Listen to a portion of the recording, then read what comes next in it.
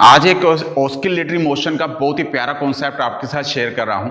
देखिए, सबसे पहले तो ये समझ लीजिए कि ऑस्किलेटरी मोशन पीरियोडिक मोशन का एक स्पेशल केस माना गया है, क्योंकि पीरियोडिक मोशन के अंदर होता क्या है कि एक बॉडी एक पाथ को कुछ टाइम इंटरवल के बाद रिपीट करती है। जैसा कि मैंने पहले बताया था कि जैसे अर्थ एक सन के अराउंड अपना पाथ रिपीट करती रहती है, उसी मोशन का, उसी पीरियोडिक मोशन का एक स्पेशल केस बनता है ऑस्किलेटरी मोशन। अब इसमें होता क्या है, इसमें एक बॉडी एक मीन पोजीशन के अराउंड आप बैक फोर्थ अपनी पोजीशन को चेंज करती है। जैसे पेन को देखिए, बैक फोर्थ अगर मैं कहूं, आप इसको रिलेट कर सकते हैं कि पेंडुलम की एग्जांपल के साथ ऊपर नीचे एक पोजीशन के अराउंड, एक मीन पोजीशन के अराउंड ये अपनी पोजीशन को अगर रिपीट करे तो वहां पर हम लोग इस मोशन को ऑस्किलेटरी मोशन कहते हैं। बहुत ही प्यारी एग्जांपल आपके साथ शेयर कर रहा हूं। जैसे आप एक स्विंग का एग्जांपल देख सकते हैं, जिसमें ये एक मीन पोजीशन है। यहां पर लगने वाला मान लीजिए कि फोर्स अभी जीरो है, क्योंकि यहां पर डिस्टेंस डिस्प्लेसमेंट अभी जीरो है। लेकिन कुछ टाइम के बाद यही पर्सन इस स्विंग की वजह से अपनी पोजीशन को आगे लेकर जाता है, पीछे लेकर जाता है, यानी कि बैक फोर्थ करता है। तो ये एग्जांपल बनता है हमारा ऑस्किलेटरी मोशन का।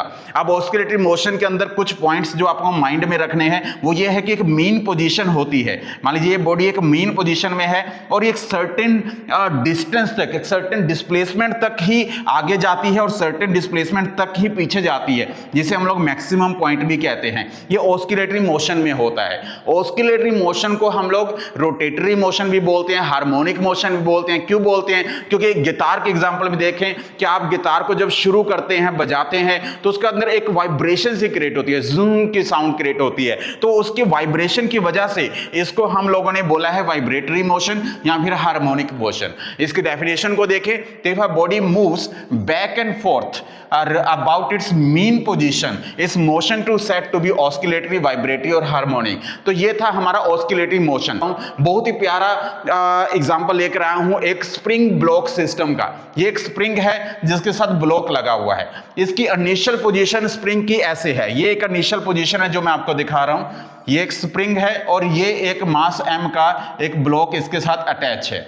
अब होता क्या है कि जब मैं इस स्प्रिंग को स्ट्रेच करता हूं, खींचता हूं, अब आप देखिए इस पोजीशन में चला जाता है। मैं स्ट्रेच कर रहा हूं, अब स्ट्रेच कर रहा हूं तो ये जो इसका जो मीन पॉइंट है वो ये है। मान लीजिए ये जो लाइन है ये मीन पॉइंट है। कुछ समय के बाद ये यहीं पर आ जाएगा। एक x डिस्टेंस तक अगर मैं इसको खींचा और कुछ समय के बाद छोड़ा तो वो इसी मीन पोजीशन के अराउंड आ जाएगा, क्योंकि मीन पोजीशन के साथ उसका बैक फोर्थ का रिलेशन होता है। आप इसको स्ट्रेच करके देखिए, स्प्रिंग को स्ट्रेच कीजिए, इस पोजीशन में लेकर देखिए। आप मास को आगे देखेंगे तो एक मोशन क्रिएट होगा, क्योंकि हम लोग इस साइड में लेकर आ रहे हैं, इस नेगेटिव साइड में, यानी कि नेगेटिव डिस्प्लेसमेंट में कर रहे हैं, तो मीन पोजीशन में ये दोबारा आ जाएगा। तो इस स्प्रिंग ब्लॉक सिस्टम के अगर आप लोग देखें विजिबिलिटी से, तो आप लोग फील कीजिए कि किस तरह से एक ऑस्किलेटरी मोशन हो रहा है। हम की बात बताना चाहूंगा, ऑस्किलेटरी मोशन और पीरियोडिक मोशन का एक रिश्ता है। और रिश्ता क्या है?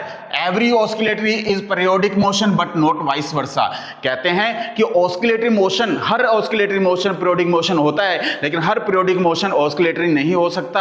आप लोग जज कर सकते हैं प्रैक्टिकल एग्जांपल के साथ कि देखिए ये जो एग्जांपल है आपके सामने, जिसके अंदर अर्थ एक सन के अराउंड घूम रहा है, ये किसका एग्जांपल है? पीरियोडिक मोशन का है। लेकिन अगर मैं ऑस्किलेटरी को देखूं तो इसके अंदर तो बॉडी अपना बैक फोर्थ पोजीशन करती है, यानी कि ये ऑस्किलेटरी मोशन तो है और साथ में पीरियोडिक भी है, लेकिन ये पीरियोडिक है लेकिन ऑस्किलेटरी नहीं है। तभी मैंने बोला every oscillatory is periodic but not vice versa, यानी कि उल्टा नहीं है। तो इस बात से आपको बहुत अच्छी नॉलेज मिलेगी। Thank you very much, all the best, जय माता दी।